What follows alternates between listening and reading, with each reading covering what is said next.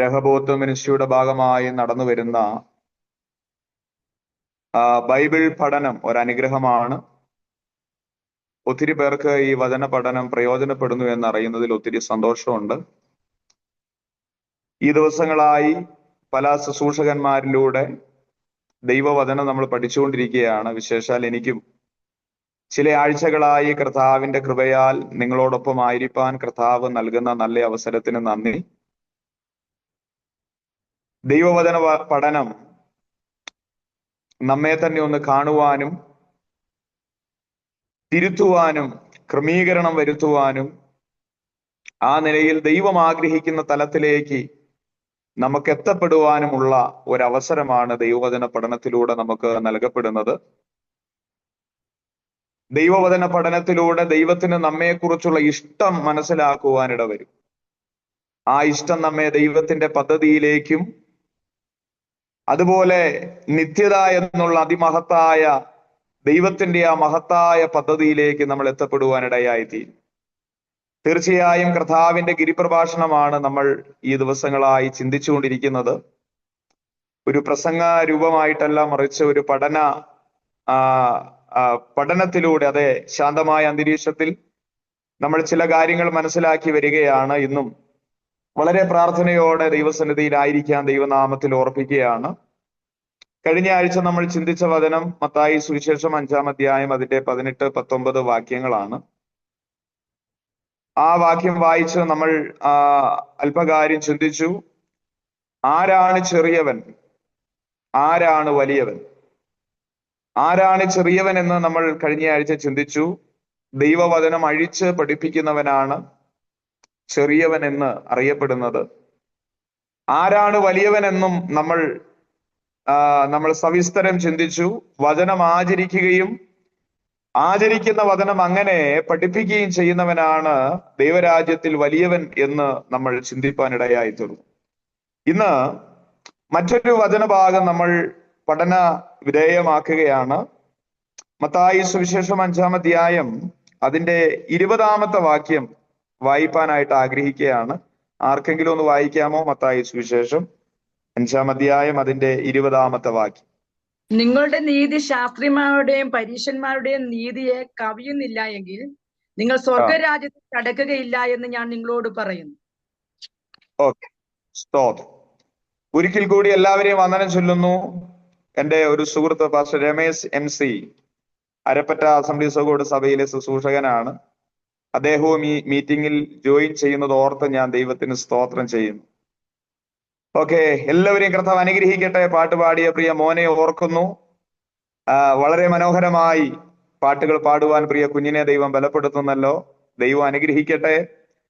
തനിക്ക് ലഭിക്കപ്പെട്ട താലന്ത് അത് കർത്താവിന്റെ രാജ്യത്തിന്റെ വിശാലതയ്ക്കായി ഉപയോഗിക്കുവാൻ പ്രിയ കുഞ്ഞിനെ ദൈവം സഹായിക്കട്ടെ എന്ന് ആത്മാർത്ഥമായി ആഗ്രഹിക്കുന്നു, പ്രാർത്ഥിക്കുന്നു.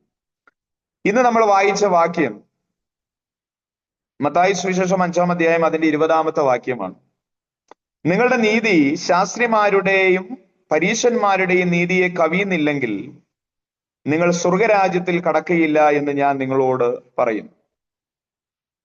നിങ്ങളുടെ നീതി ശാസ്ത്രിമാരുടെയും പരീശന്മാരുടെയും നീതിയെ കവിയണം. അവരാണ് സ്വർഗരാജ്യത്തിൽ പ്രവേശിക്കുന്നത്. അപ്പോൾ നമ്മൾ ആദ്യം ചിന്തിക്കേണ്ടത് ഈ ശാസ്ത്രിമാരുടെയും പരീശന്മാരുടെയും നീതി എന്താണെന്നാണ്. നിങ്ങൾ എല്ലാവരും വളരെ ശ്രദ്ധയോടെ നിങ്ങൾ കേട്ട് കർത്താവിന് മഹത്വം കൊടുക്കണം. ശാസ്ത്രിമാരുടെ പരീശന്മാരുടെ നീതി എന്താണ് എന്നുള്ളതാണ് നമ്മൾ ചിന്തിക്കുന്നത്. പരീശന്മാരുടെയും ശാസ്ത്രിമാരുടെയും നീതി എന്നാൽ മതപരമായ കർമ്മങ്ങൾ, മതപരമായ കാര്യങ്ങൾ ചെയ്യുക, അതിലൂടെ സംതൃപ്തി പ്രാപിക്കുക എന്നുള്ളതാണ്. മതപരമായ ആചാരങ്ങൾ അനുഷ്ഠിച്ച് കർമ്മങ്ങൾ ചെയ്ത് അതിലൂടെ സംതൃപ്തി പ്രാപിക്കുക എന്നുള്ളതാണ്. ആന്തരിക ശുദ്ധീകരണത്തിന് അവർ ശ്രമിക്കുന്നില്ല. ഉദാഹരണത്തിന് യഹൂദന്റെ ചിന്ത വിശേഷാൽ ദൈവം പറഞ്ഞത് തിന്നാതിരുന്നാൽ, ദൈവം ആഗ്രഹിക്കാത്ത ഇടത്തേക്ക് നോക്കാതിരുന്നാൽ, എന്ന് പറഞ്ഞാൽ പ്രത്യക്ഷമായ ചില കർമ്മങ്ങൾ ചെയ്താൽ അവർക്ക് സ്വർഗത്തിൽ പോകാം. ചിലത് ഭക്ഷിക്കാതിരുന്നാൽ, ചില പ്രവൃത്തികൾ ചെയ്യാതിരുന്നാൽ, ചില മേഖലകളിലേക്ക് ഇറങ്ങാതിരുന്നാൽ അവർക്ക് ദൈവരാജ്യത്തിൽ പോകാം എന്നുള്ള ഒരു ചിന്ത അവർക്കുണ്ടായിരുന്നു. അതുകൊണ്ടാണ് മത്തായി സുവിശേഷം 19-ാം അധ്യായം അതിന്റെ 16-ാമത്തെ വാക്യത്തോട് ചേർത്ത് നമ്മൾ ചിന്തിച്ചാൽ, അനന്തരം ഒരുത്തൻ വന്ന് അവനോട്, ഗുരു, നിത്യജീവനെ പ്രാപിപ്പാൻ ഞാൻ എന്ത് നന്മ ചെയ്യണമെന്ന് ചോദിച്ചതിന് അവൻ, എന്നോട് നന്മയെക്കുറിച്ച് ചോദിക്കുന്നത് എന്ത്? നല്ലവൻ ഒരുത്തനേ ഉള്ളൂ. ജീവനിൽ കടപ്പാൻ ഇച്ഛിക്കുന്നു എങ്കിൽ കൽപ്പനകളെ പ്രമാണിക്ക എന്ന് അവനോട് പറഞ്ഞു. അവ ഏത് എന്ന് ചോദിച്ചതിന് യേശു, കൊല ചെയ്യരുത്, വ്യഭിചാരം ചെയ്യരുത്, മോഷ്ടിക്കരുത്, കള്ളസാക്ഷ്യം പറയരുത്, അപ്പനെ അമ്മയെ ബഹുമാനിക്കുക, കൂട്ടുകാരനെ നിന്നെ പോലെ തന്നെ സ്നേഹിക്കുക എന്നിവ തന്നെ എന്ന് പറഞ്ഞു. യൗവനക്കാരൻ അവനോട് പറഞ്ഞു, ഇവയൊക്കെയും ഞാൻ പ്രമാണിച്ചു പോരുന്നു. ഓക്കെ, യൗവനക്കാരൻ പറയുകയാണ് യേശുവിനോട്, ഇവയൊക്കെയും ഞാൻ പ്രമാണിച്ചു പോരുന്നു, ഇനി കുറവുള്ളത് എന്ത് എന്ന് ചോദിച്ചു. അപ്പോൾ ഇവിടത്തെ ഞാൻ നേരത്തെ പറഞ്ഞല്ലോ, ചില കർമ്മ പ്രവൃത്തികളിലൂടെ, ചില ആചാരങ്ങളിലൂടെ, ചിലത് ചെയ്യുന്നതിലൂടെ ദൈവരാജ്യം അവകാശമാക്കാൻ കഴിയുമെന്നുള്ള ശാസ്ത്രിമാരുടെയും പരീശന്മാരുടെയും ചിന്തയെ യേശു കർത്താവ് പൊളിച്ചു കളയുകയാണ്. അവിടെ ആ യൗവനക്കാരൻ വന്നിട്ട് പറയുകയാണ്, ഇതെല്ലാം ഞാൻ ചെയ്തു വരുന്നു. മറ്റൊരു ഭാഗത്ത്, ചെറുപ്പം മുതലേ ഞാനിത് ചെയ്തു വരുന്നു, ഞാനിത് അനുഷ്ഠിച്ചു വരികയാണ്. എന്നാൽ യേശു അവനോട് പറയുന്ന ഒരു കാര്യമുണ്ട്, നീ ഇതെല്ലാം അനുഷ്ഠിക്കുന്നെങ്കിലും ഒരു കുറവ് നിനക്കുണ്ട്. ഈ കുറവാണ് നമ്മുടെയും ജീവിതത്തിൽ നമുക്ക് പരാജയമായി വരുന്നത്. എന്ന് പറഞ്ഞാൽ, ചില വാക്കുകൾ മാത്രം, ചില കാര്യങ്ങൾ മാത്രം നമ്മൾ അനുസരിച്ചത് കൊണ്ട് ദൈവരാജ്യം അവകാശമാക്കാൻ കഴിയുമെന്നുള്ള നമ്മുടെ അബദ്ധമായ ചിന്ത ഇവിടെ യേശു കർത്താവ് പൊളിച്ചെഴുതുകയാണ്. ഇവിടെ യേശു കർത്താവ് പറയുകയാണ്, നിങ്ങൾ ചില കാര്യങ്ങൾ ചെയ്യുന്നുണ്ട്, പക്ഷെ നിങ്ങൾ ചില കാര്യങ്ങൾക്ക് പ്രാധാന്യം നൽകുന്നില്ല, ചെയ്യേണ്ട കാര്യങ്ങൾക്ക് പ്രാധാന്യം നൽകുന്നില്ല. അതുകൊണ്ടാണ് മത്തായി സുവിശേഷം 23-ാം അധ്യായം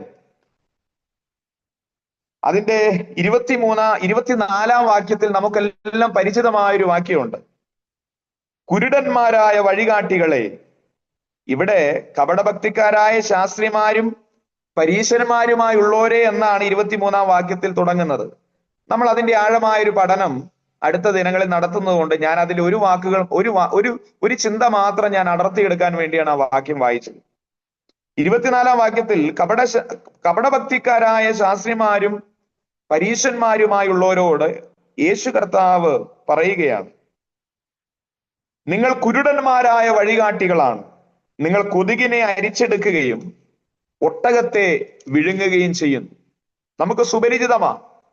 ഞാൻ നേരത്തെ പറഞ്ഞത്, മതപരമായ കർമ്മങ്ങൾ ചെയ്താൽ, അതിലൂടെ സംതൃപ്തി കണ്ടെത്തിയാൽ അവന് നിത്യതയുണ്ട്, ദൈവരാജ്യമുണ്ട്, സ്വർഗരാജ്യമുണ്ട് എന്ന് അവർ പഠിപ്പിച്ചിരുന്നു. അതുകൊണ്ട് ചില കാര്യങ്ങൾ മാത്രം ചെയ്ത് അവർ സംതൃപ്തി അടയുന്ന സാഹചര്യങ്ങൾ. എന്നാൽ യേശു കർത്താവ് പറയുകയാണ്, നിങ്ങൾ ചെയ്തു വരുന്ന കാര്യങ്ങളൊക്കെ നിങ്ങൾ ചെയ്യുന്നുണ്ട്, അതിനെ ഞാൻ അംഗീകരിക്കുന്നു. എന്നാൽ നിങ്ങൾക്കൊരു കുറവുണ്ട്, ആ കുറവോടെ നിങ്ങൾ എന്ത് ചെയ്യണം? നികത്തണം. താഴേക്ക് നമ്മൾ വായിക്കുമ്പോൾ ഇങ്ങനെയാണ് കാണുന്നത്. ആ കുറവ് എന്താണ്? നിനക്കുള്ളതെല്ലാം, അവൻ ധനവാനാണ്, തനിക്കുള്ളതെല്ലാം വിറ്റ് ദരിദ്രന്മാർക്ക് കൊടുക്കണം എന്നുള്ളതാണ്. അതാണ് 21-ാം വാക്യം. യേശു അവനോട്, സൽഗുണപൂർണനാകുവാൻ ഇച്ഛിക്കുന്നു എങ്കിൽ നീ ചെന്ന് നിനക്കുള്ളതെല്ലാം വിറ്റ് ദരിദ്രന്മാർക്ക് കൊടുക്ക, എന്നാൽ സ്വർഗത്തിൽ നിനക്ക് നിക്ഷേപം ഉണ്ടാകും, പിന്നെ വന്ന് എന്നെ അനുഗമിക്കുക എന്ന് പറഞ്ഞു. അപ്പോൾ പഴയ നിയമത്തിലെ കൽപ്പനകൾ 10 അനുസരിക്കുന്നുണ്ട് എന്നുള്ളത് ശരിയാണെങ്കിൽ പോലും അതെങ്ങനെ അനുസരിക്കണം? തൻ്റെ ജീവിതത്തിലെ മറ്റു കുറവുകൾ കാണാതെ, തൻ്റെ ഈ ചില കാര്യങ്ങൾ മാത്രം ഉയർത്തിക്കാട്ടിക്കൊണ്ട് ഞാൻ അനുസരിക്കുന്നു, അതുകൊണ്ട് എനിക്ക് നിത്യതയുണ്ട്, അല്ലെങ്കിൽ എനിക്ക് ദൈവരാജ്യമുണ്ട് എന്ന് ചിന്തിക്കുന്ന ഈ യൗവനക്കാരന്റെ ചിന്താഗതി യേശു കർത്താവ് മാറ്റിയിട്ട് പറയുകയാണ്, ഇതെല്ലാം ഞാൻ അംഗീകരിക്കുന്നു, എങ്കിലും നിനക്കൊരു കുറവുണ്ട്. നീ നിനക്കുള്ളത് വിറ്റ് നീ ദരിദ്രന്മാർക്ക് കൊടുക്കണം, സ്വർഗത്തിൽ നിനക്ക് നിക്ഷേപം ഉണ്ടാകും. വചനം എങ്ങനെ പറയാം? യൗവനക്കാരൻ വളരെ സമ്പത്തുള്ളവനാകിയാൽ ഈ വചനം കേട്ടിട്ട് ദുഃഖിച്ചു പോയി കളഞ്ഞു. അപ്പോൾ ചെയ്യേണ്ട കാര്യങ്ങൾ ചെയ്യുവാൻ മനസ്സ് വെക്കാതിരിക്കുന്ന ഒരു യൗവനക്കാരനെയാണ് നമ്മൾ കാണുന്നത്. ശാസ്ത്രിമാരും പരീശന്മാരും അങ്ങനെ തന്നെയാണ്. അവർക്ക് ഭക്തിയുണ്ട്, പക്ഷെ വചനം എങ്ങനെയാ പറയുന്നത്? കപടഭക്തി എന്നാണ് പറയുന്നത്. കപടഭക്തി. നമ്മൾ ചിലരെ കുറിച്ചൊക്കെ പറയുന്നത് പോലെ അതിവിശുദ്ധരായി തീരുക. അതിവിശുദ്ധിയാണ്, അതിവിശുദ്ധി. പക്ഷെ ഉള്ള് പൊള്ളയാ. ചിലരുടെ സംസാരമൊക്കെ കേട്ടാൽ അവർ വലിയ ഭക്തന്മാരാണെന്ന് തോന്നും. പക്ഷെ അവരുടെ രഹസ്യ ജീവിതത്തിലേക്ക് ചെല്ലുമ്പോൾ അവരുടെ ജീവിതത്തിന്റെ വഴിത്താരയിൽ ഒത്തിരി പ്രതിസന്ധികളിൽ പെട്ട് അവർ പരാജയപ്പെട്ടു പോയവരാണ്. നമുക്കറിയാം, ഇന്ന് ഈ പുതിയ നിയമ ദൈവസഭയ്ക്കകത്ത് വിവേചനവരം, പ്രവചനം, രോഗശാന്തി, ഭൂതത്തിന്മേലുള്ള അധികാരം, ഇതൊക്കെ ദൈവോധനത്തിലുണ്ടെങ്കിലും പല ദൈവസഭകളും അത് ഉപയോഗിക്കാത്തത് കൊണ്ട് അതിന്റെ പരിണിത ഫലങ്ങൾ ദൈവസഭകൾ അഭിമുഖീകരിച്ചുകൊണ്ടിരിക്കുകയാണ്. ആർക്കും ദൈവസഭയിൽ എന്തും പറയാം, എന്തും ആകാം, എന്തും ശുശ്രൂഷിക്കാം എന്നുള്ള നിലയിലേക്ക് ആത്മീയ ലോകം മാറുമ്പോൾ വിവേചിച്ച് മനസ്സിലാക്കുവാനുള്ള വിവേചന വരം ഈ നാളുകളായി നമുക്ക് വേണം. അവിടെ നമ്മൾ കബളിപ്പിക്കപ്പെടില്ല. സത്യവചനം യഥാർത്ഥമായി പ്രസംഗിക്കപ്പെടും. അവിടെ ശുശ്രൂഷകൾ ഏതാണെന്ന് തിരിച്ചറിയുവാൻ ദൈവാത്മാവ് നമുക്ക് കൃപ തരും. വിവേചന വരം നമുക്കുണ്ടാകണം. എന്നാൽ ഇന്ന് അങ്ങനെ ഒരു വരമില്ലാത്തത് കൊണ്ട് പറയുന്ന കാര്യങ്ങൾ നമ്മൾ വിശ്വസിക്കുകയാണ്. എന്ന് പറഞ്ഞാൽ വിവേചിക്കാനുള്ള ദൈവകൃപ നമുക്കില്ലാത്തത് കൊണ്ട് ഒരാൾ പറയുന്നത് വിശ്വസിച്ചേ പറ്റൂ. പക്ഷെ അവരുടെ ഉള്ളിലേക്ക് എത്തി നോക്കുവാൻ, അല്ലെങ്കിൽ അവരുടെ രഹസ്യ ജീവിതത്തിൽ അവർ പിന്തുടരുന്ന പാപങ്ങളെ കുറിച്ച് ഈ വരമില്ലാത്തത് കൊണ്ട്, നിയോഗമില്ലാത്തത് കൊണ്ട്, അല്ലെങ്കിൽ ആത്മാവിൽ അതിനെ വിവേചിക്കാൻ കഴിയാത്തത് കൊണ്ട്, അതിനെ മനസ്സിലാക്കാൻ കഴിയാത്തത് കൊണ്ട് അവരുടെ വാക്കുകൾ നമ്മൾ വിശ്വസിക്കുകയാണ്. ഞാൻ 3-4 മണിക്കൂർ പ്രാർത്ഥിക്കുന്നു, ഞാൻ ഉപവസിക്കുന്നുണ്ട്, അതൊക്കെ മറ്റൊരിടത്ത് പറയുന്നുണ്ട്, ഞാനത് പറയാം. ഓക്കെ. അപ്പോൾ ഇവിടെ ചിലത് ചെയ്താൽ അല്ലെങ്കിൽ ചിലത് പ്രവർത്തിച്ചാൽ ദൈവരാജ്യമുണ്ട് എന്ന് വിശ്വസിക്കുന്നവരോട് യേശു കർത്താവ് പറയുകയാണ്, നിങ്ങൾ അത് മാത്രമല്ല മറ്റു ചിലത് കൂടി നിങ്ങൾ അനുസരിക്കണം. നിങ്ങൾ പിന്തുടരുന്ന മേഖലകളിൽ ദൈവരാജ്യത്തെ തടയുന്ന നിങ്ങളുടെ ജീവിതത്തിലെ ചെറിയ പ്രശ്നങ്ങൾ പോലും അത് യേശു കർത്താവ് വലുതായി വരച്ചു കാട്ടുകയാണ് ആ യൗവനക്കാരൻ. എന്നാൽ നമ്മൾ നേരത്തെ വായിച്ച വാക്യം നിങ്ങൾ ചിന്തിക്കുക. കൊതുകിനെ അരിച്ചെടുക്കുകയും ഒട്ടകത്തെ വിഴുങ്ങിക്കളയുകയും ചെയ്യുന്നു. അതിനർത്ഥം എന്താണ്? ഇവിടെ പ്രാധാന്യം കൊടുക്കേണ്ടവയ്ക്ക് പ്രാധാന്യം കൊടുക്കുന്നില്ല. എന്നാൽ പ്രാധാന്യം കൊടുക്കേണ്ടാത്ത വിഷയങ്ങൾ അതിപ്രാധാന്യം കൊടുത്ത് ആ നിലയിൽ ഒരു ജീവിതമാണ് ഇവിടെ കർത്താവ് പറയുന്നത്. കൊതുകിനെ അരിച്ചെടുക്കുകയും ഒട്ടകത്തെ വിഴുങ്ങിക്കളയുകയും ചെയ്യുക. നിസ്സാര കാര്യങ്ങളെ വലുതായി കണ്ട് വലിയ വലിയ പാപങ്ങളെ, വലിയ വലിയ പ്രാധാന്യം കൊടുക്കേണ്ടുന്ന വിഷയങ്ങളെ പ്രാധാന്യം കൊടുക്കാതിരിക്കുകയും ചെയ്യുന്ന ഒരു നിലയിലേക്ക് ഇന്നത്തെ ദൈവസഭകളും അങ്ങനെ തന്നെയല്ലേ? നമ്മള് മദ്യപിക്കുന്നവരെ, അല്ലെങ്കിൽ വ്യഭിചാരം ചെയ്യുന്നവരെ, 2 ആഴ്ച പള്ളിയിൽ വരാത്തവരെ, തിരുമേശ എടുക്കാത്തവരെയാണ് നമ്മൾ പിന്മാറ്റക്കാരെന്ന് പറയുന്നത്. സഭയ്ക്കകത്ത് ബോഷ്കു പറയുന്നവരെ, സഭയ്ക്കകത്ത് അടിയുണ്ടാക്കുന്നവരെ, തമ്മിൽ കുത്തിത്തിരിപ്പുണ്ടാക്കുന്നവരെ, ബന്ധങ്ങളെ തകർക്കുന്നവരെ ഒന്നും നമ്മൾ പിന്മാറ്റക്കാരുടെ ലിസ്റ്റിൽ പെടുത്തിയിട്ടില്ല. അപ്പോൾ ചില കാര്യങ്ങൾ നമ്മൾ നിസ്സാരവൽക്കരിക്കുകയാണ്. എന്നാൽ എൻ്റെ കർത്താവിനത് നിസ്സാരവൽക്കരിക്കാൻ പറ്റില്ല. കർത്താവ് അത് നിസ്സാരവൽക്കരിക്കാൻ കർത്താവിന് കഴിയാത്തത് കൊണ്ടാണ് പഴയ നിയമത്തിലും പുതിയ നിയമത്തിലും ഭക്തന്മാരുടെ ജീവിതത്തിൽ ഉണ്ടാകുന്ന ഏറ്റവും ചെറിയ തെറ്റിനെ പോലും ചൂണ്ടിക്കാണിക്കുന്ന നിലവാരത്തിൽ ദൈവവചനം രേഖപ്പെടുത്തി വെച്ചിട്ടുള്ളത്. അപ്പോൾ ഈ ശാസ്ത്രിമാരുടെയും പരീശന്മാരുടെയും നീതിയെ കവിയണം എന്ന് പറയാൻ കാരണം, മതപരമായ ചില ആചാരങ്ങൾ അനുസരിച്ചാൽ ദൈവരാജ്യം പ്രാപിക്കാം എന്നുള്ള അബദ്ധധാരണയും അടുത്തത് ഇവിടെ പരാജയം എന്ന് പറയുന്നത് പ്രാധാന്യം കൊടുക്കേണ്ടുന്ന വിഷയങ്ങൾക്ക് പ്രാധാന്യം കൊടുക്കാതിരിക്കുകയും, അല്ലെങ്കിൽ ആ പ്രാധാന്യം കൊടുക്കാതിരിക്കുകയും, ആമേൻ, ആ നിലയിൽ തങ്ങളുടെ മനസ്സിനെ ആ നിലയിൽ രൂപപ്പെടുത്തിയെടുക്കുകയും ചെയ്യുന്ന നിലയിലേക്ക് മനുഷ്യർ തങ്ങളെ തന്നെ ഒതുക്കിക്കളയുന്നതാണ് ഈ വചനത്തിലൂടെ നമുക്ക് മനസ്സിലാക്കാൻ കഴിയുന്നത്. നിങ്ങൾക്ക് മനസ്സിലായോ? നമ്മൾക്കുള്ള പാഠം ഇതിനകത്ത് എന്താണെന്നറിയാവോ? ബാഹ്യമായ കാര്യങ്ങളിൽ നമുക്ക് നൽകപ്പെടുന്ന തൃപ്തിയല്ല കൂടുതൽ ദൈവം ആഗ്രഹിക്കുന്നത്.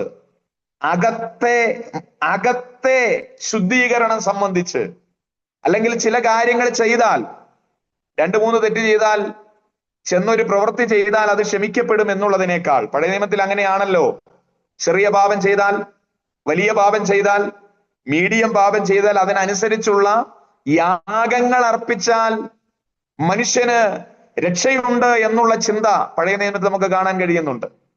എന്നാൽ ഇതുപോലെ തന്നെയാണ് പുതിയ നിയമത്തിൽ നമ്മൾ ചിലതൊക്കെ ചെയ്തു കഴിഞ്ഞാൽ ചില ആചാരങ്ങളിലൂടെ നമുക്ക് അതിനെ മറികടക്കാൻ കഴിയും എന്നുള്ളതാണ്. പക്ഷേ അതോടുകൂടെ എല്ലാം അവസാനിച്ചെന്ന് നമ്മൾ ചിന്തിക്കുകയാണ്. എന്നാൽ ദൈവവചനം നമ്മൾ പഠിച്ചു വരുമ്പോൾ ദൈവവചനത്തിൽ ദൈവം നമ്മെക്കുറിച്ച് ആഗ്രഹിക്കുന്നത് ബാഹ്യമായ കാര്യങ്ങളിൽ നമ്മൾ സംതൃപ്തി കണ്ടെത്താൻ ആഗ്രഹിക്കുമ്പോൾ നമ്മുടെ അകത്ത് വരുന്ന ശുദ്ധീകരണത്തെ കുറിച്ച് നമ്മൾ പലപ്പോഴും ചിന്തിക്കാറില്ല. ഞാൻ പ്രാർത്ഥിക്കും, ഞാൻ ശുശ്രൂഷിക്കും, ഞാൻ കൊടുക്കും, ഞാൻ ഇതെല്ലാം ചെയ്യും, ഇതാണ് നമ്മൾ പറയുന്നത്. അതിലൂടെ നമ്മൾ എന്ത് ചെയ്യാണ്? നമ്മുടെ തെറ്റുകളെ നമ്മൾ മറയ്ക്കുകയാണ്. ഇതാണ് ശാസ്ത്രിമാരും പരീക്ഷന്മാരും ചെയ്യുന്നത്. ആമേൻ. ഇന്നത്തെ കാലത്ത് ആമേൻ, നമ്മുടെ കയ്യിൽ കുറച്ച് കാശുണ്ടെങ്കിൽ, അല്ലെങ്കിൽ ആരുടെയും കയ്യിൽ കുറച്ച് കാശുണ്ടെങ്കിൽ, സ്ഥാനമാനങ്ങളുണ്ടെങ്കിൽ, അവർ ചെയ്യുന്ന തെറ്റിനെ നമ്മൾ തെറ്റെന്ന് കണക്കാക്കില്ല.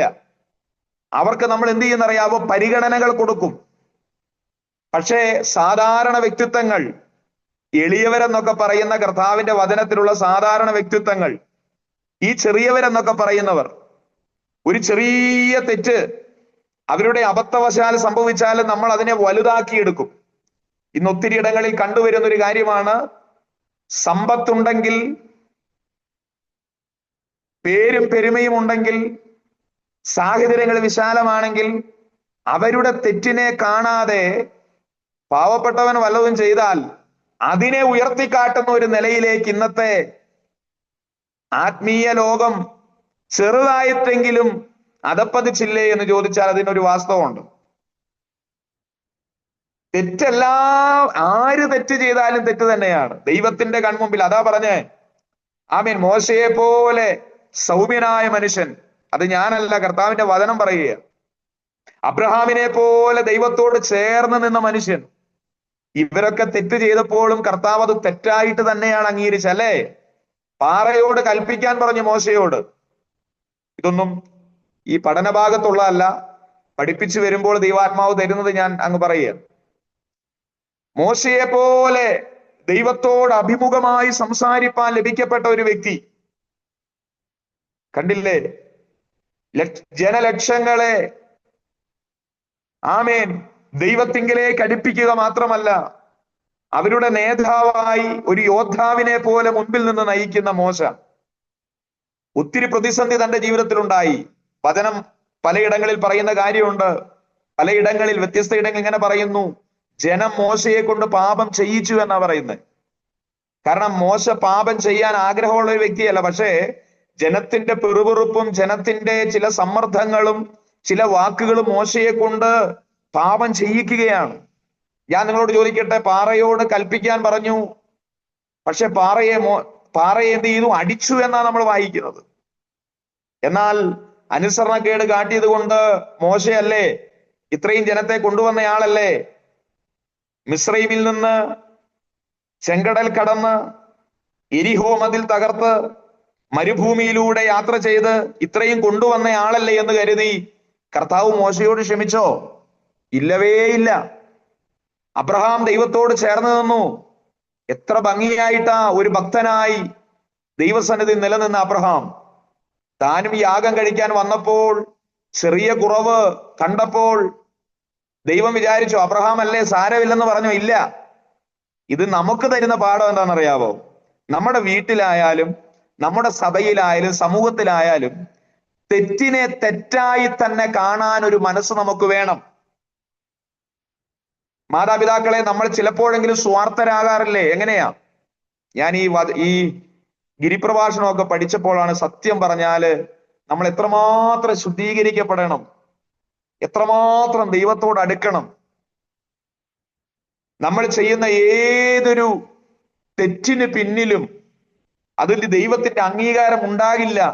ഇതൊക്കെ നന്നായി പഠിക്കുവാൻ കർത്താവ് കൃപ ചെയ്തുകൊണ്ടിരിക്കുകയാണ്. നിങ്ങൾ ചിന്തിച്ചേ, ചിലപ്പോഴെങ്കിലും നമ്മൾ സ്വാർത്ഥരാകാറില്ലേ? നമ്മുടെ കുഞ്ഞ് ചെയ്ത തെറ്റാണെങ്കിലും നമ്മൾ അതിനെ ന്യായീകരിച്ച് പറയുമ്പോൾ നമ്മുടെ സഹവിശ്വാസികളുടെ കുഞ്ഞ് ചെയ്ത തെറ്റിനെ, ഇതേ തെറ്റിനെ വലിയ തെറ്റാക്കി കൊണ്ട് നടക്കുന്ന ഒരു സാഹചര്യമൊക്കെ ഇല്ലേ? ഇനി ഞാൻ പറയുന്നത് തെറ്റാണെങ്കിൽ നിങ്ങൾ എന്നോടൊന്ന് ക്ഷമിച്ചേരെ. നമ്മുടെ കുഞ്ഞ് ചെയ്യുന്നത് തെറ്റ്, പക്ഷെ അതിനെ തെറ്റായി പറയാൻ നമുക്ക് കഴിയുന്നില്ല. പക്ഷേ ഇത്രയും ചെയ്തില്ലെങ്കിലും അതിനെ വലിയ തെറ്റായി കാണുന്ന നിലയിൽ നമ്മൾ പലപ്പോഴും ചെയ്യാറുണ്ട്. എന്നാൽ വചനം പറയുന്നത് നിങ്ങൾ ശ്രദ്ധിക്കൂ, ആര് ചെയ്താലും തെറ്റ് തെറ്റാ. സ്തോത്രം. മാതാപിതാക്കളായിരുന്നാലും അപ്പനായിരുന്നാലും അമ്മയായിരുന്നാലും മക്കളായിരുന്നാലും ഭാര്യയായിരുന്നാലും മക്കളായിരുന്നാലും പാസ്റ്ററായിരുന്നാലും വിശ്വാസിയായിരുന്നാലും സഭാ സെക്രട്ടറി ആയിരുന്നാലും ആര് ചെയ്താലും തെറ്റ് തെറ്റാ. അതിനെ മൂടാൻ ശ്രമിക്കുന്നതാണ് പാപത്തോട് പാപം കൂട്ടുവാൻ, അല്ലേ? ഓക്കെ, വചനമൊക്കെ ഇങ്ങനെ മാറിപ്പോകുന്നു. ആമീൻ. ദൂതുകളും ആലോചനകളും ഒക്കെ ആയിട്ട് മാറുക. ഞാനങ്ങ് നിർത്തുക, ഞാനത് സ്റ്റോപ്പ് ചെയ്യുക. നമ്മൾ പഠന ക്ലാസ് ആണല്ലോ, അതുകൊണ്ട് സ്തോത്രം. അപ്പോ നമ്മൾ ചില കാര്യങ്ങൾ ചെയ്ത്, അല്ലെങ്കിൽ നമ്മൾ ചെയ്ത തെറ്റിനെ നമ്മൾ എന്ത് ചെയ്യരുത്? മറച്ചു കളയരുത്. എത്ര മറച്ചാലും ദൈവത്തിന്റെ മുമ്പിൽ അഗ്നിജ്വാലയ്ക്കത്തുള്ള കണ്ണുള്ളവന്റെ മുമ്പിൽ നമ്മൾ തെറ്റുകാരൻ തന്നെയാണ്. അപ്പോൾ നമ്മുടെ അകത്ത് വരുന്ന ശുദ്ധീകരണം സംബന്ധിച്ചാണ് ദൈവം ആഗ്രഹിക്കുന്നത്. പക്ഷേ പരീശഭക്തി എന്ന് പറഞ്ഞാൽ, ന്യായശാസ്ത്രിമാരുടെ ഭക്തി എന്ന് പറഞ്ഞാൽ ബാഹ്യമായ ചില കാര്യങ്ങളിൽ വരുന്ന, അല്ലെങ്കിൽ ബാഹ്യമായ ചില കാര്യങ്ങൾ ചെയ്താൽ അവർക്ക് ലഭിക്കുന്ന സംതൃപ്തിയാണ് പലപ്പോഴും ഞങ്ങൾക്ക് ദൈവരാജ്യമുണ്ട് എന്ന് പറയാൻ അവരെ പ്രേരിപ്പിക്കുന്നത്. എന്നാൽ നിങ്ങൾ ചിന്തിക്കൂ, ശാസ്ത്രിമാരെ കുറിച്ച്, പരീശന്മാരെ കുറിച്ച് മത്തായി സുവിശേഷം 23 മുതൽ 33 വരെ വായിക്കണം. അത് ഞാൻ പിന്നീട് അടുത്ത ഒരു ക്ലാസ്സിൽ ഞാൻ അതിനെക്കുറിച്ച് വിശാലമായി ഞാൻ നിങ്ങളെ പഠിപ്പിക്കാം. അതുകൊണ്ട് ചിലരിങ്ങനെ പറയും പരീശഭക്തി അല്ലെങ്കിൽ ശാസ്ത്രിമാരുടെ ഭക്തി എന്നൊക്കെ പറയുമ്പോൾ, ഈ പരീശന്മാരും ശാസ്ത്രിമാരും ആരാണ്? യഹൂദന്മാരുടെ ഇടയിൽ മാത്രമല്ല പരീശന്മാരും ശാസ്ത്രിമാരും ഉണ്ടായിരുന്നത്, നമ്മുടെ ഇടയിലും ആരുണ്ട്? അക്കാലത്തേക്കാൾ പരീശന്മാരും ശാസ്ത്രിമാരും കൂടി വരുന്ന ഒരു കാലഘട്ടമാണ്. യേശുവിന്റെ കാലത്തുള്ള സകല ആളുകളും ഇന്നുണ്ട്. പക്ഷേ നമ്മൾ അങ്ങനെ അവരെ കാണാൻ തയ്യാറാകാത്തത് കൊണ്ടാണ്, നമ്മൾ അതിനെ മറ്റു ചിലത് കൊണ്ട് മറയ്ക്കുന്നത് കൊണ്ടാണ്. കാരണം എനിക്ക് അദ്ദേഹം ഒരു ഉപകാരം ചെയ്തതാ, അതുകൊണ്ട് അദ്ദേഹം തെറ്റ് ചെയ്താലും ഞാൻ അതിനെ എതിർക്കില്ല, കാരണം ഇന്നലെ അദ്ദേഹം എനിക്കൊരു ഉപകാരം ചെയ്തതാ. ഇങ്ങനെയാണ് നമ്മുടെ ചിന്താഗതി. നിങ്ങൾക്ക് മനസ്സിലായോ? അപ്പോൾ ഒരാൾ എന്നെ സഹായിക്കുന്ന വ്യക്തിയാണെങ്കിലും, ഒരാൾ എനിക്ക് വേണ്ടി ജീവൻ തരാൻ തയ്യാറായ വ്യക്തിയാണെങ്കിൽ പോലും തെറ്റിനെ തെറ്റെന്ന് പറയാനുള്ള ആർജവം നമ്മൾ കാണിക്കണം. ദൈവാത്മാവുള്ളവൻ അങ്ങനെ ചെയ്യും. ദൈവാത്മാവുള്ളവൻ തെറ്റിനെ തെറ്റെന്ന് പറയും. സ്തോത്രം. അപ്പോ ഈ പരീശഭക്തി എന്ന് പറഞ്ഞാൽ കപടഭക്തി, അത് നമ്മൾക്ക് പഠിക്കാം. ഈ പരീശന്മാരെ കുറിച്ചൊക്കെ ഞാന് ബൈബിൾ കോളേജിൽ പഠിച്ചപ്പോ ഞാൻ പല പരീശന്മാരെ കുറിച്ച് പഠിച്ചു. അപ്പൊ 2 പരീശന്മാരെ കുറിച്ച് എനിക്ക് ഓർമ്മയുണ്ട്. എന്നെ പഠിപ്പിച്ച അധ്യാപകൻ പറഞ്ഞ 2 പരീശന്മാരെ കുറിച്ച്. ഒന്ന് അന്ധപരീശൻ. അന്ധപരീശൻ എന്ന് പറഞ്ഞിട്ടുണ്ടെങ്കിൽ, ഞാൻ നേരത്തെ പറഞ്ഞല്ലോ, ഈ പരീശന്മാര് ന്യായശാസ്ത്രിമാര് അവരെങ്ങനെയാണ് ബാഹ്യമായ ചില കാര്യങ്ങളും ആചാരങ്ങളൊക്കെ ചെയ്താണ് അവരെന്ത് ചെയ്യുന്നത്? തൃപ്തി അടയുന്നത്. പക്ഷെ പുതിയ നിയമത്തിൽ അങ്ങനെയുള്ള ആചാരങ്ങൾ ചെയ്ത് തൃപ്തി അടയുന്നവരെ സംബന്ധിച്ച് അവരും പരീശന്മാരാ, അവരും ദൈവവചനത്തിൽ പറയുന്ന പരീശന്മാരാ, കപടഭക്തിക്കാരാ. എന്നാൽ ഇവിടെ അന്ധപരീശൻ അവന്റെ പ്രത്യേകത എന്താണെന്നറിയാവോ? അവൻ ബാഹ്യമായ കാര്യങ്ങളെ വിശുദ്ധിയോടെ കൈകാര്യം ചെയ്യും എന്ന് പറഞ്ഞിട്ടുണ്ടെങ്കിൽ അവൻ സ്ത്രീകളെ നോക്കില്ല. സ്ത്രീകളെ എന്ത് ചെയ്യല? നോക്കുകയല്ല. നമ്മുടെ ഇപ്പോഴത്തെയൊക്കെ ഭാഷ പറഞ്ഞാൽ സിനിമാ പോസ്റ്റർ കണ്ടാൽ എന്ത് ചെയ്യല? നോക്കുകയല്ല. യൂട്യൂബിൽ വേറെ മറ്റെന്തെങ്കിലും കയറി വന്നാൽ എന്ത് ചെയ്യല? പെട്ടെന്ന് തന്നെ കണ്ണടച്ച് കളയോ, അല്ലെങ്കിൽ അതിനെ സ്കിപ്പ് ചെയ്ത് കളയും. അപ്പൊ ബാഹ്യമായ ചിലത് എന്ത് ചെയ്യല? തൊടുകയല്ല, പോവുകയല്ല. ഇതൊക്കെയാ. ഞാൻ കൂടുതൽ കാര്യങ്ങൾ പറയുന്നില്ല. അപ്ലോഡ് ചെയ്യുന്നതല്ല, അതുകൊണ്ട് ഞാൻ കൂടുതൽ കാര്യങ്ങൾ എന്ത് ചെയ്യുന്നില്ല, പറയുന്നില്ല. അപ്പോ പ്രത്യക്ഷമായതൊന്നും നോക്കില്ല. പ്രത്യക്ഷമായ നിലയിൽ ജനത്തിന്റെ മുമ്പിൽ, ശുശ്രൂഷകന്റെ മുമ്പിൽ, കമ്മിറ്റിക്കാരുടെ മുമ്പിൽ, സമൂഹത്തിന്റെ മുമ്പിൽ അവൻ എന്തായിരിക്കും? മാന്യനായിരിക്കും. കാരണം പ്രത്യക്ഷമായ, അതുകൊണ്ടല്ലേ ചിലരെ കുറിച്ചൊക്കെ പറയുമ്പോൾ ചില അച്ചായന്മാരെ കുറിച്ചൊക്കെ ഇങ്ങനെ പറയും, ആ അച്ചായൻ എന്ത് നല്ല സ്വഭാവം അല്ലേ എന്നൊക്കെ പറയുമ്പോൾ ആന്റി പറയും, ഭാര്യ പറയും, ആ വീട്ടിൽ വന്ന് നോക്കണം അച്ചായന്റെ സ്വഭാവം എന്ത് ചെയ്യാൻ അറിയാം. അതുപോലെ തിരിച്ചും അങ്ങനെ തന്നെയാ. സ്തോത്രം. ഈ അമ്മാമേന്റെ പ്രാർത്ഥനയും ഈ ആരാധനയും അന്യഭാഷയും ഭവ്യതയും താഴ്മയും ആ സ്തോത്രവും ഒക്കെ കണ്ടാൽ, ആ ഇടപെടുന്നതൊക്കെ കണ്ടിട്ടുണ്ടെങ്കിൽ എത്ര സിമ്പിൾ ആണെന്നറിയാവോ? പക്ഷെ അച്ചായനോട് ചോദിച്ചാൽ അറിയാം, വീട്ടിൽ വരണം, കാര്യങ്ങൾ എന്ത് ചെയ്യാൻ അറിയാം. സഭയ്ക്കകത്ത് നീറ്റാ. ഇതാണ് ശാസ്ത്രിമാരും പരീശന്മാരും ആ കാലത്തല്ല പ്രിയരെ, ഇന്നുണ്ട്. നിങ്ങൾ വിശ്വസിക്കണം. ആമേൻ. നമ്മള് ചിലപ്പോഴൊക്കെ ശാസ്ത്രിമാരും പരീശന്മാരുമായി പോകുന്നില്ലേ എന്ന് ആരോടെങ്കിലും ദൈവാത്മാവ് സംസാരിക്കുന്നെങ്കിൽ അതിനെ ആമേൻ പറഞ്ഞ് ഏറ്റെടുത്തോണം കേട്ടോ. സ്തോത്രം. നമ്മെ തന്നെ വിധിച്ചാൽ വിധിക്കപ്പെടുകയില്ല. നമ്മൾ ഇനി എത്ര മൂടി വെച്ചെന്ന് പറഞ്ഞാലും നമ്മുടെ ചില സ്വഭാവങ്ങൾ ഇതിനെ വെളിപ്പെടുത്തും. ഓക്കെ. അപ്പോ ചില പ്രത്യക്ഷമായ കാര്യങ്ങൾ എന്ത് ചെയ്യുക? കാണുകയല്ല. എന്ന് പറഞ്ഞാൽ ഒരൊറ്റ ഉദാഹരണം പറയാം. ടാക്കീസിൽ പോയി സിനിമ കാണുകയല്ല, പക്ഷെ വീട്ടിലിരുന്ന് എന്ത് ചെയ്യും? ഉദാഹരണം ഞാൻ പറയാം കേട്ടോ. ഇതൊന്നും എന്റെ പഠന വിഷയത്തിൽ ഉള്ള കാര്യമൊന്നും അല്ല. ഓക്കെ. പരസ്യമായിട്ട് യാതൊരു തെറ്റും ചെയ്യുകയല്ല. ഇന്നത്തെ കാലത്ത് ആത്മാവിന് ശാന്തി കൊടുക്കുന്ന ഒത്തിരി പേര് ദൈവസഭകളിൽ ഉണ്ടെന്ന അറിവ്. മനസ്സിലായില്ല? ആത്മാവിന് ശാന്തി കൊടുക്കുന്ന ആളുകളെ, അവർക്ക് 1 മണിക്കൂർ കൂടുമ്പോ ആത്മാവിന് ശാന്തി കൊടുത്തില്ലെങ്കിൽ ശരിയാവുകയല്ല. പുകവലിക്കുന്നവരെ ഇപ്പോഴാണ് ചിലർക്കൊക്കെ കത്തി ആത്മാവിന് ശാന്തി കൊടുക്കുന്നവര്. അപ്പൊ അവരെന്ത് ചെയ്യാ? മറഞ്ഞു നിന്നാ ചെയ്യുക. പാസ്റ്റർ കാണുമ്പോ ചെയ്യല, കമ്മിറ്റിക്കാരുണ്ടെങ്കിൽ ചെയ്യല. അവരെവിടെയെങ്കിലും ഒക്കെ ഒളിച്ചും പാത്തൊക്കെയാ ചെയ്യുന്നത്. പക്ഷെ പുറത്തു വരാൻ നേരത്ത് തിരുമേശയുടെ മുമ്പിൽ അവരുടെ ഭവ്യതയൊക്കെ കണ്ടാൽ എന്റെ ദൈവം, ഇവരെ ഇപ്പം സ്വർഗം അങ്ങ് ഇറങ്ങി വരുന്ന പോലെ തോന്നും. പക്ഷേ ഇതാണ് പറയുന്നത്, പ്രകടമായ ചില കാര്യങ്ങൾ ചെയ്ത് നമ്മൾ വിശുദ്ധനാകാനായിട്ട് ശ്രമിക്കുന്നെങ്കിൽ ഇതിന്റെ പേരാ യഥാർത്ഥത്തിൽ പരീശഭക്തി എന്ന് പറയുന്നത്. സ്തോത്രം. നിങ്ങൾ അറിഞ്ഞാലും ഇല്ലെങ്കിലും ഞാനിത് ശുശ്രൂഷിക്കുമ്പോൾ, ഞാനിത് പഠിക്കുമ്പോൾ എന്നെ എത്രത്തോളം ഇത് രൂപാന്തരപ്പെടുന്നെന്ന് അറിയാവോ? സ്തോത്രം. എനിക്ക് ഒത്തിരി അനുഗ്രഹമാണ് ഈ ഗിരിപ്രഭാഷണം ഞാൻ നിങ്ങളെ പഠിപ്പിക്കാനായിട്ട്, അല്ലെങ്കിൽ നിങ്ങൾ പറഞ്ഞപ്പോൾ പഠിപ്പിക്കാൻ മനസ്സ് വെച്ചതും. ഞാന് ഒന്നോടെ ഇത് പഠിക്കാനും ഇത് അറിയാനും ഇത് മനസ്സിലാക്കാനും ഒന്നോടെ ദൈവത്തോട് ചേർന്ന് നിൽക്കാൻ ഒരു ആഗ്രഹം ഉള്ളത് കൊണ്ട്. ഓക്കെ. അപ്പൊ അന്ധപരീശൻ എന്താ ചെയ്യുന്നത്? സിനിമ പോസ്റ്റർ നോക്കുകയല്ല, സ്ത്രീകളെ നോക്കുകയല്ല. അതുകൊണ്ട് തന്നെ എന്താ സംഭവിക്കുന്നറിയാവോ? ഇവരുടെ നെറ്റിയിലും ശരീരമൊക്കെ ഒത്തിരി മുറിവുണ്ടാകും. എന്നാ കാര്യം? അവരിങ്ങനെ റോഡിലൂടെ നടന്നു പോകുമ്പം റോഡ് നിറച്ച സിനിമ നമ്മൾ ഇന്നത്തെ കാലം വെച്ച് പഠിക്കുക കേട്ടോ. റോഡ് നിറച്ച് എന്താ കാണാൻ പറ്റാത്ത ഒത്തിരി കാര്യങ്ങൾ. അതുകൊണ്ട് ഇവര് കണ്ണടച്ചേ കൂടുതൽ സമയം എന്ത് ചെയ്യുള്ളൂ. ഒരു സഹോദരി അവിടെ നിന്ന് വരുന്നുണ്ടെങ്കിൽ കണ്ണടച്ചേ നടക്കുള്ളൂ. അവസാനം അവിടെ എവിടെയൊക്കെ പോയി ഇടിച്ചു ഉരുണ്ട് വീണുവാ എന്ത് ചെയ്യുന്നത്? ഈ ശരീരത്തിലൊക്കെ എന്ത് ചെയ്ത പരിക്ക് പറ്റുന്നത്. അമിത ഭക്തി കാണിക്കുകയാണ്. ഞാൻ പറഞ്ഞു വന്നത് അമിത ഭക്തി കാണിക്കുകയാണ്. അടുത്ത ചുമൽ പരീശന്റെ കാര്യം എന്നാണെന്നറിയാവോ? തങ്ങൾ ചെയ്ത എല്ലാ കാര്യങ്ങളും തങ്ങളുടെ ചുമലിൽ എഴുതി തൂക്കിയിടും. ഞാൻ ഇന്നയാൾക്ക് ഇന്നത് ചെയ്തു, ഞാൻ ഇന്നയാൾക്ക് ഇന്നത് ചെയ്തു, അവർക്ക് വീട് വെച്ചു കൊടുത്തു, അവർക്കൊരു മിഷൻ മേടിച്ചു കൊടുത്തു, ഇന്നയാൾക്ക് ഞാൻ ഗൂഗിൾ പേ വഴി 2000 രൂപ ഇട്ട് കൊടുത്തു, ഇന്നയാൾക്ക് അരി മേടിച്ചു, ഇതെല്ലാം എഴുതി വെച്ചിരിക്കുക. ഇങ്ങനെയുള്ള ആളുകളുണ്ടല്ലോ അല്ലെ നമ്മുടെ ഇടയിൽ. പാവപ്പെട്ടവൻ ഗതികേട് കൊണ്ട് 5-10 കിലോ അരി മേടിച്ചു കൊടുക്കാൻ നേരത്ത് അതും ഫോട്ടോ ഷൂട്ട് ചെയ്യുന്ന ഒത്തിരി മാന്യന്മാർ നമ്മുടെ ഇടയിലുണ്ട്.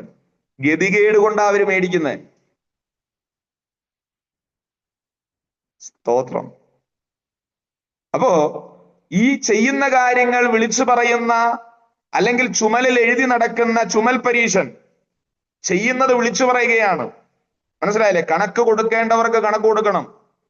ഉദാഹരണത്തിന് ആമേൻ, ഈ രഹബോത്ത് മിനിസ്ട്രിയുടെ മുമ്പിൽ നിന്ന് പ്രവർത്തിക്കുന്ന പ്രിയ ജിസി ആന്റി എനിക്കൊരു 10,000 രൂപ തന്നിരിക്കട്ടെ. എന്നിട്ട് എന്നോട് പറയുകയാണ്, പക്ഷെ ഇത് ഇന്ന ആളുകൾക്ക് എന്തെങ്കിലും ചെയ്യണം. അപ്പൊ ഞാൻ എന്ത് ചെയ്യണമെന്നറിയാവോ? അത് ആർക്കൊക്കെ കൊടുത്തു എന്നുള്ളത് എനിക്ക് ജിസി ആന്റിയെ ബോധിപ്പിക്കേണ്ട ഉത്തരവാദിത്വം എനിക്കുണ്ട്. ഞാൻ ഇന്ന കാര്യങ്ങൾ ചെയ്തു എന്നുള്ളത്. പക്ഷേ അത് ജിസി ആന്റിയോ ഞാനോ ഞാൻ ഇന്ന ആൾക്കൊക്കെ ഇത് ചെയ്തു എന്ന് പബ്ലിഷ് ചെയ്യുന്നത് ചുമൽ പരീശന്റെ സ്വഭാവമാണ്. ഇടം കൈ ചെയ്യുന്ന വലം കൈ എന്ത് ചെയ്യരുത്. ചില സന്ദർഭങ്ങളിലൊക്കെ നമ്മൾ സഭകളിലും സംഘടനകളിലൊക്കെ നിൽക്കുമ്പോ ചിലപ്പോഴൊക്കെ അങ്ങനെ വരുന്ന സാഹചര്യം ഉണ്ടെങ്കിൽ പോലും പരമാവധി നമ്മൾ ഒരു കാര്യം ചെയ്യുന്നത് മറ്റുള്ളവർ അറിയാതിരിക്കാൻ ശ്രമിക്കുക. വചനം മറ്റൊരു ഭാഗത്ത് പറയും, നിങ്ങൾക്ക് പ്രതിഫലം കിട്ടിപ്പോയി എന്ന് സത്യമായിട്ട് നിങ്ങളോട് പറയുന്നു. അവർ വഴികളിൽ നിന്ന്, വഴിത്തലയ്ക്കൽ നിന്ന് ഉച്ചത്തിൽ പ്രാർത്ഥിപ്പാൻ അവർ ഇഷ്ടപ്പെടുന്നു, അല്ലേ? അവർക്ക് പ്രതിഫലം കിട്ടിപ്പോയി. അപ്പോൾ ഇങ്ങനെയുള്ള പരീശന്മാരുടെ ഒരു വലിയ കൂട്ടം ആത്മീയ ഗോളത്തിൽ സ്ഥാനം പിടിച്ചതാണ് പരിശുദ്ധാത്മാവ് ദൈവസഭയ്ക്കകത്തു നിന്ന് മാറി നിൽക്കാനുള്ള കാരണം എന്ന് പറഞ്ഞാൽ എത്ര പേർ എന്നോടുകൂടെ ആമേൻ പറയുമെന്ന് എനിക്കറിയില്ല. അപ്പോൾ വചനത്തിലേക്ക് മടങ്ങി വരാം, വചന പഠനത്തിലേക്ക് മടങ്ങി വരാം. അപ്പോൾ ഈ പരീശഭക്തി അല്ലെങ്കിൽ ഇതാണ് പരീശഭക്തി. ഇനി ഞാനത് വിവരിപ്പാനായിട്ട് ആഗ്രഹിക്കുന്നില്ല. 18-ാം അധ്യായം ലൂക്കോസിന്റെ സുവിശേഷം 9-ാം വാക്യം. ലൂക്കോസ് 18-ാം അധ്യായം അതിന്റെ 9-ാമത്തെ വാക്യം ഇങ്ങനെ പറയുന്നു, തങ്ങൾ നീതിമാന്മാരെന്ന് ഉറച്ച് മറ്റുള്ളവരെ ധിക്കരിക്കുന്ന ചിലരെ കുറിച്ച് അവൻ ഒരു ഉപമ പറഞ്ഞതെന്നാൽ. ഇവിടെ യേശു കർത്താവ് പറയുകയാണ്, 2 മനുഷ്യർ പ്രാർത്ഥിക്കുവാൻ ദേവാലയത്തിൽ പോയി. ഒരുത്തൻ പരീശൻ, മറ്റവൻ ചുങ്കക്കാരൻ. പരീശൻ നിന്നുകൊണ്ട് തന്നോട് തന്നെ, ദൈവമേ, പിടിച്ചുപറിക്കാർ, നീതികെട്ടവർ, വ്യഭിചാരികൾ മുതലായ ശേഷം മനുഷ്യരെ പോലെ ഈ ചുങ്കക്കാരനെ പോലെയോ ഞാൻ അല്ലായികയാൽ ഞാൻ നിന്നെ വാഴ്ത്തുന്നു. 12-ാം വാക്യം, ആഴ്ചയിൽ 2 ദിവസം ഉപവസിക്കുന്നു, നീളം നോക്കിയും പാതാരം കൊടുത്തു വരുന്നു എന്നിങ്ങനെ പ്രാർത്ഥിക്കും. ഞാൻ നേരത്തെ പറഞ്ഞില്ലേ, ചുമൽ പരീശൻ ചെയ്യുന്നത് എന്താ? ഞാൻ ആഴ്ചയിൽ എത്ര ദിവസം ഉപവസിക്കുന്നുണ്ട് അത് തന്റെ ചുമലിൽ എഴുതി വെച്ചിരിക്കും. ഞാൻ കിട്ടുന്നതിനെല്ലാം ദശാംശം എന്ത് ചെയ്യുന്നു? കൊടുക്കുന്നുണ്ട്. അത് ഇന്ന ആക്കാ കൊടുത്തിരിക്കുന്നേ. ഇതൊക്കെ എഴുതി വെക്കും. മനസ്സിലായില്ല? ഇവിടെ നീതിമാനെന്ന് ഉറച്ച് മറ്റുള്ളവരെ ധിക്കരിക്കുന്നതാണ് പരീശഭക്തി. തങ്ങൾ നീതിമാനാണെന്നും മറ്റുള്ളവരെല്ലാം പാപികളുമാണെന്ന് ചിന്തിക്കുകയാണ്. നീതിമാനെന്ന് സ്വയം പറഞ്ഞ് ഉറപ്പിക്കുന്നു എന്ന് പറഞ്ഞാൽ ദൈവത്തിന്റെ അംഗീകാരമില്ലാതെ ഞാൻ നീതിമാനാണെന്ന് ഞാൻ എത്ര പറഞ്ഞാലും ഞാൻ നീതിമാനാകില്ല. ദൈവത്തിന്റെ അംഗീകാരത്തോടെയുള്ള ആ അംഗീകാരത്തോടെ അല്ലാത്ത ഒരു നീതീകരണവും ആമേൻ നമ്മളെ ചൊല്ലി നടത്തരുത്. വചനം ഇങ്ങനെയാ പറയുന്നത്, നീതിമാൻ എന്ന് ആമേൻ ഞാൻ സ്വയം ഉറപ്പിച്ചാൽ ഇത് പരീശഭക്തിയാണ്. ദൈവത്തിന്റെ അംഗീകാരമില്ല. ഇങ്ങനെയുള്ളവരുടെ സ്വഭാവം എന്താണെന്നറിയാമോ? ഇവരെന്നും നല്ലവരാണെന്നും മറ്റുള്ളവരെന്നും കുറ്റക്കാരനുമാണെന്നുള്ള ചിന്ത അവരിലേക്ക് പിശാച് കൊണ്ടുവരികയാണ്. ഞാൻ ചെയ്യുന്നതെല്ലാം നല്ലതാ, ഞാൻ ചെയ്യുന്നതെല്ലാം നല്ലത്, നിങ്ങൾ ചെയ്യുന്നതെല്ലാം മോശം. മനസ്സിലായോ? ഞാൻ ചെയ്യുന്നതെല്ലാം നല്ലതാ, അതിന് നെഗറ്റീവ് ചെയ്താലും അത് നല്ലതാ. പിലാത്തോസ് പറഞ്ഞാൽ എഴുതിയത് എഴുതി, ഞാൻ എഴുതിയത് എഴുതി, അത് ശരിയാണ്, അതിന് മാറ്റമില്ല. പക്ഷേ ഇതാണ് പരീശഭക്തരുടെ ഒരു സ്വഭാവം. മറ്റുള്ളവരെ, അവരുടെ വിശുദ്ധിയെ, അവരുടെ പ്രവൃത്തിയെ, അല്ലെ, എന്ത് കണ്ടാലും കുറ്റം പറയുന്നവരുണ്ട്. പക്ഷെ അവരുടെ ജീവിതത്തിലെ വീഴ്ച പോലും അവരെന്ത് ചെയ്യുന്നു? ഓക്കെ, ഞാൻ നിങ്ങളോട് ചോദിക്കട്ടെ പ്രിയരെ, ദൈവസഭയ്ക്കകത്തൊക്കെ ഇങ്ങനെ ഒരു പഠനം നടത്തുവാണെങ്കിൽ എന്ത് അനുഗ്രഹമായിരുന്നു, അല്ലേ? ഞാന് എന്റെ സ്നേഹിതരായ ശുശ്രൂഷകന്മാരോട് ഞാൻ പറയാറുണ്ട്, ഞാൻ ശുശ്രൂഷിക്കുന്ന സഭയിൽ ഇങ്ങനെ തന്നെയാട്ടോ വചന ശുശ്രൂഷ. പ്രസംഗമായിരിക്കുമെന്നേ ഉള്ളൂ, പക്ഷെ ജനത്തിന്റെ മടങ്ങിവരവും വിശുദ്ധീകരണവും നിത്യതയും, ആമേൻ, സ്തോത്രം.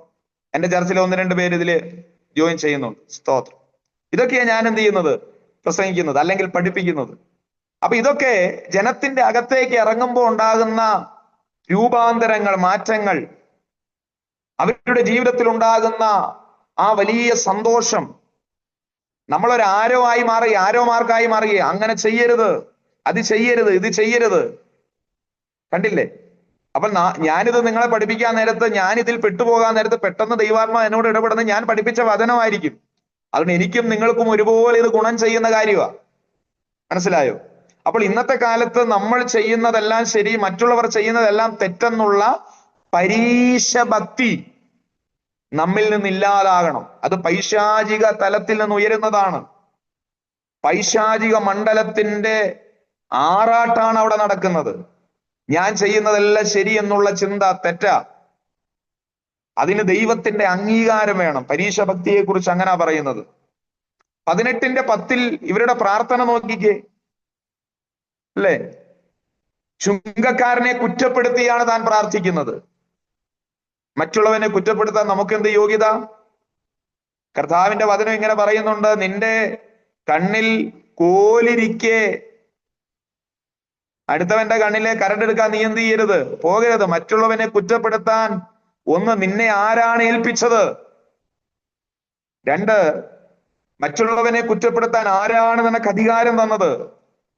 മറ്റുള്ളവനെ കുറ്റപ്പെടുത്താൻ എന്ത് യോഗ്യതയാണ് നിനക്കുള്ളത്? ചുങ്കക്കാരനെ കുറ്റപ്പെടുത്തിയാണ്. എന്താ പറയുന്നേ?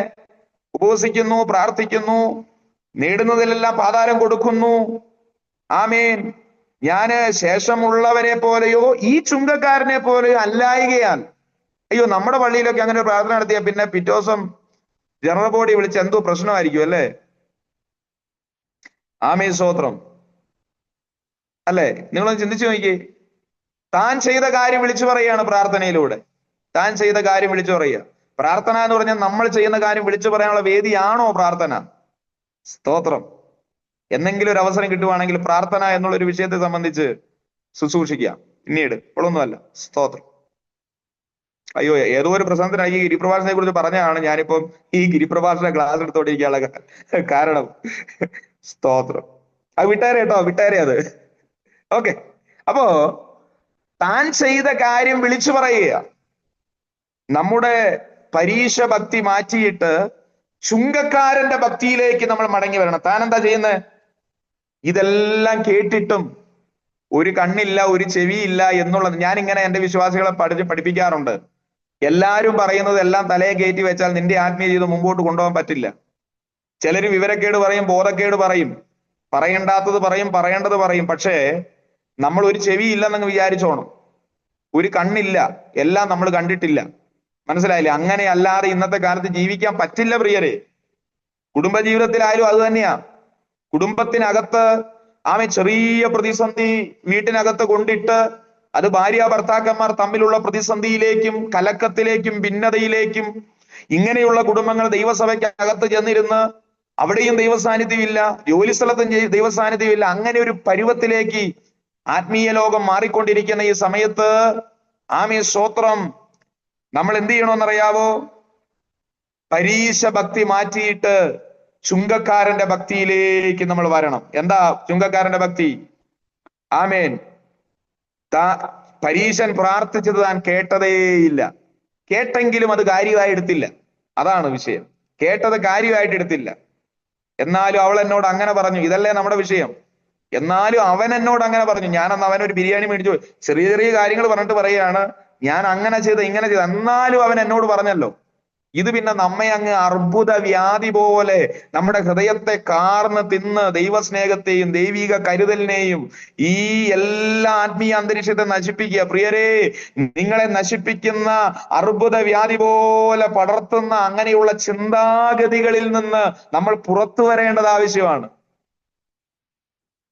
എനിക്ക് ഒത്തിരി സന്തോഷമുണ്ട്. കഴിഞ്ഞ ദിവസം സോഷ്യൽ മീഡിയയിൽ ഞാനിങ്ങനെ ഏതോ ഒരു മെസ്സേജിൽ ഇങ്ങനെ അത് ഞാൻ ജെസ്സി ആന്റിയോട് പറഞ്ഞു, ഈ ഇടയ്ക്കൊക്കെ സ്തോത്രവും ഹല്ലേലൂയയും പറയുന്നത് കുറച്ചാൽ ഒന്നോടെ നന്നായിരിക്കും എന്നൊക്കെ.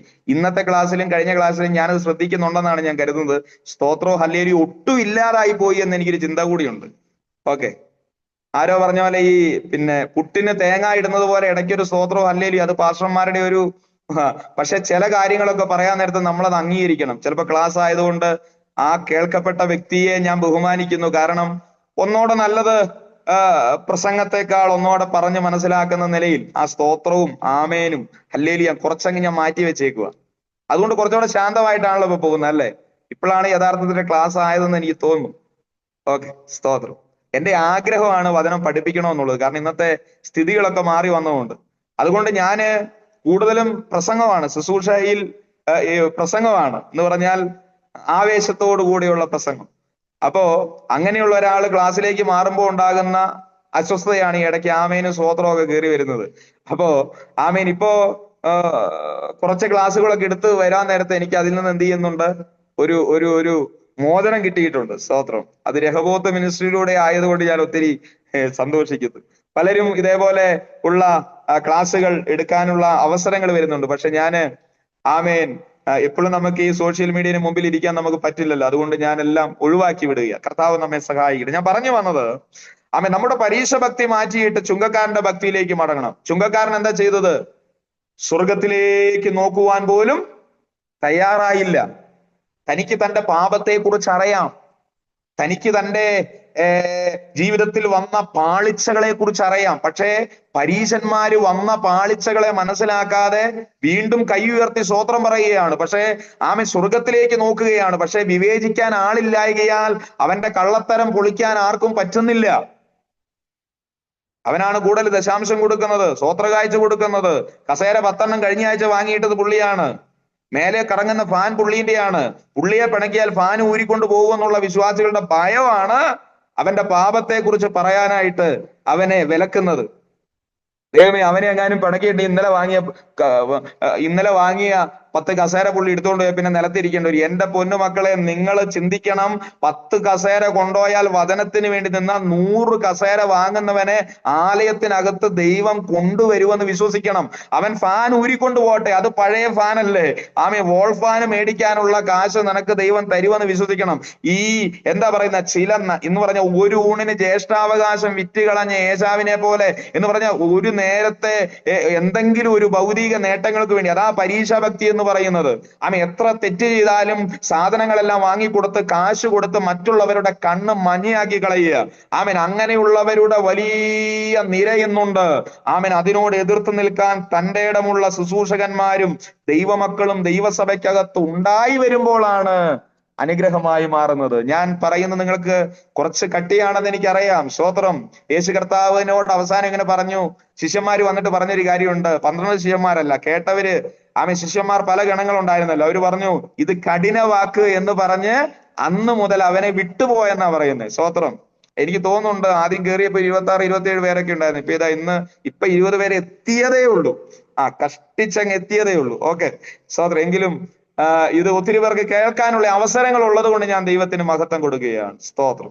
അപ്പോ പരീക്ഷ ഭക്തി മാറ്റി ഒരു കുഞ്ഞ് പ്രാർത്ഥിച്ചത് ഇങ്ങനെയാണ്.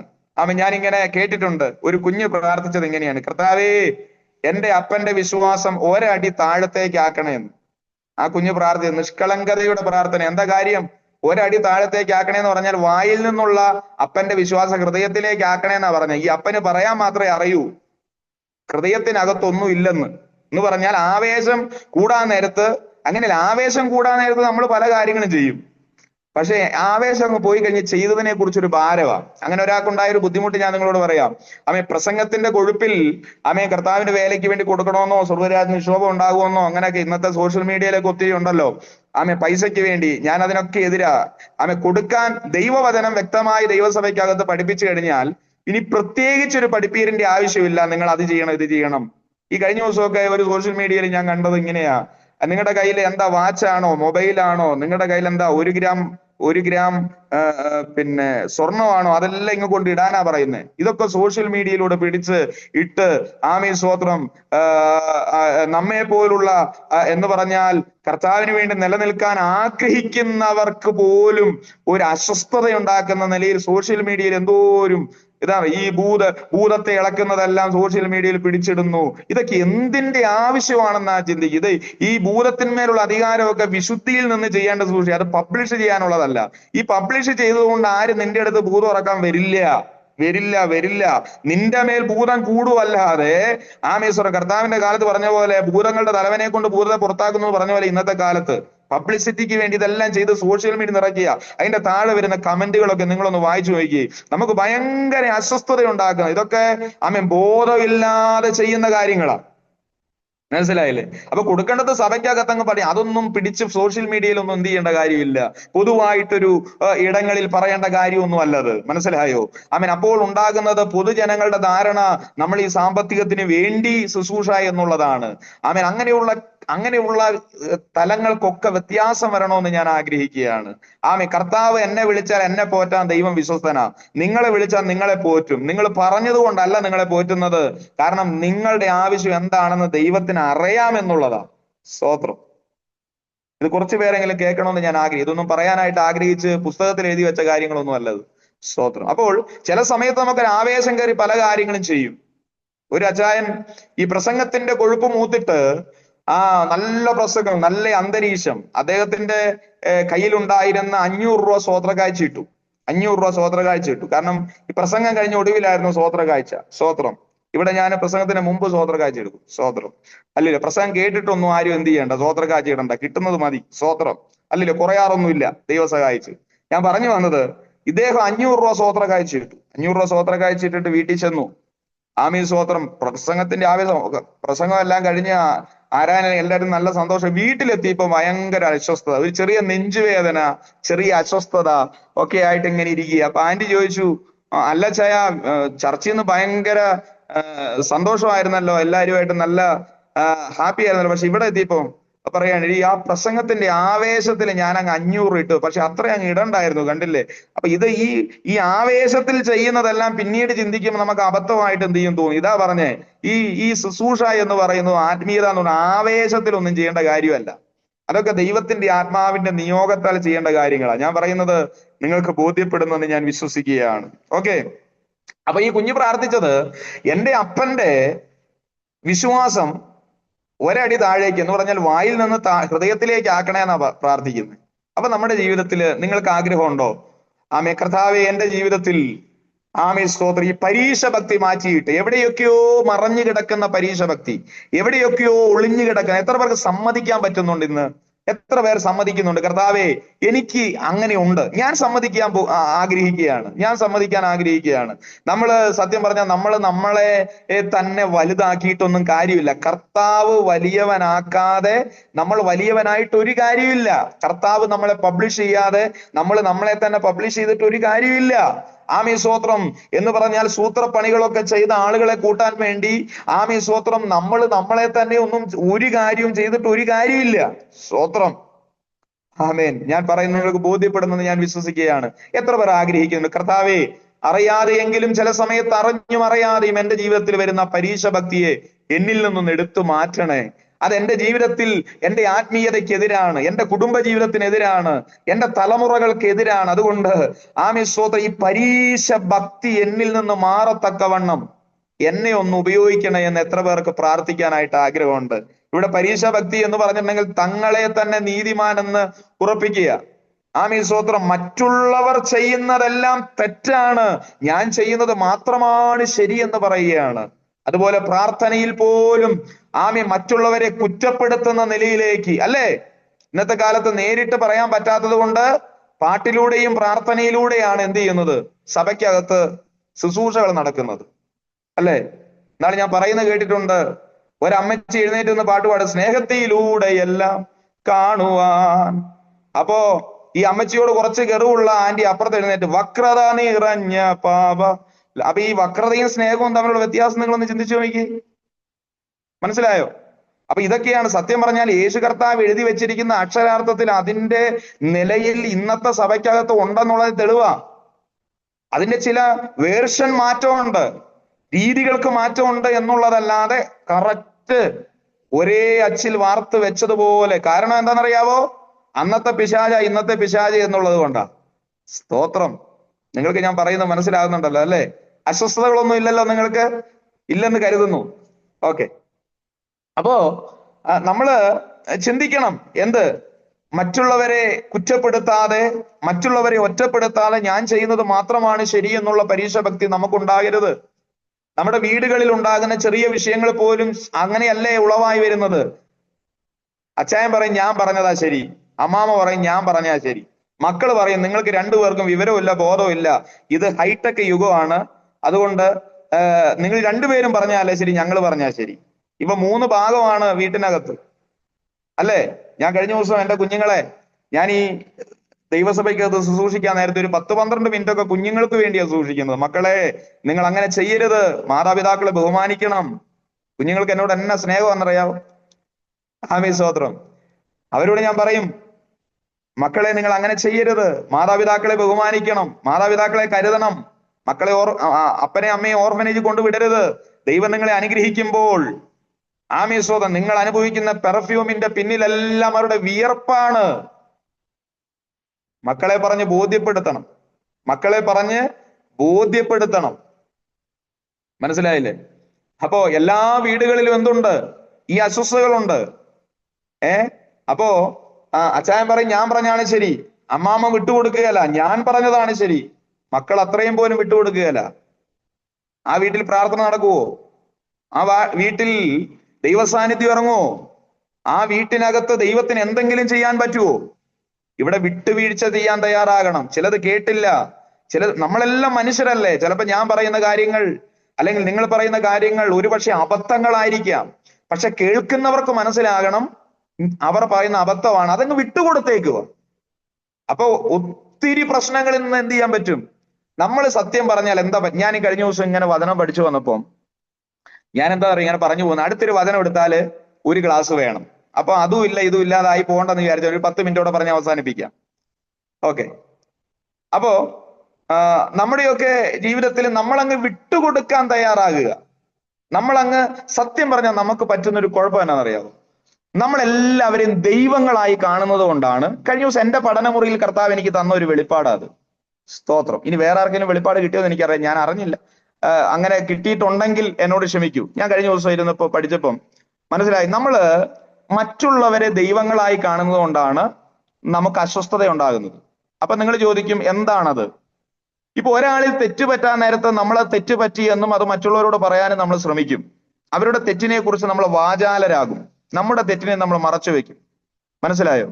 അപ്പോൾ അവർ മനുഷ്യരാണ് എന്നുള്ള പരിഗണന നൽകാതെ അവർ ദൈവമാണ്. കാരണം ദൈവത്തിനെ എന്ത് ചെയ്യാൻ പറ്റത്തുള്ളൂ? തെറ്റ് പറ്റാതിരിക്കത്തുള്ളൂ. ദൈവത്തിന്റെ വാക്ക് തെറ്റില്ല, ദൈവത്തിന്റെ ചിന്താഗതികൾ തെറ്റില്ല, ദൈവത്തിന്റെ പദ്ധതികൾ തെറ്റില്ല, ദൈവത്തിന്റെ പ്ലാനുകൾ തെറ്റില്ല.